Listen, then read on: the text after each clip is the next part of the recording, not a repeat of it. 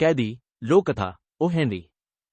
जीवन के सुख दुख का प्रतिबिंब मनुष्य के मुखड़े पर सदैव तैरता रहता है, लेकिन उसे ढूंढ निकालने की दृष्टि केवल चित्रकार के पास होती है। वह भी एक चित्रकार था। भावना और वास्तविकता का एक अद्भुत सामंजस्य होता था उसके बनाए चित्रों में। एक बार उसके मन में आया कि ईसा मसीह का चित्र बनाया जाए। सोचते सोचते एक नया प्रसंग उभर आया।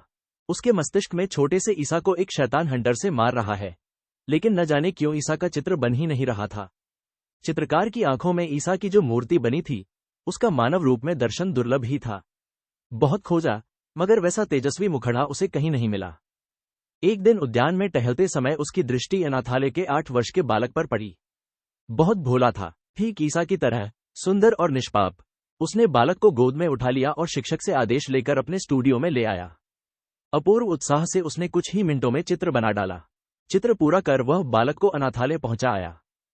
अब ईसा के साथ शैतान का चित्र बनाने की समस्या उठ खड़ी हुई। वह एक क्रूर चेहरे की खोज में निकल पड़ा।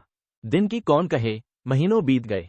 शराबखानों, वेश्याओं के मोहल्ले, गुंडों के अड्डों की खाक छानी, मगर उसको शैतान कहीं न मिला। 14 वर्ष पूर्व बनाया गया चित्र अभी तक अधूरा पड़ा हुआ था। अचानक एक दिन जेल से निकलते एक कैदी से उसकी भेंट हुई। सांवला रंग, बड़े हुए केश, दाढ़ी और विकट हंसी। चित्रकार खुशी से उछल पड़ा।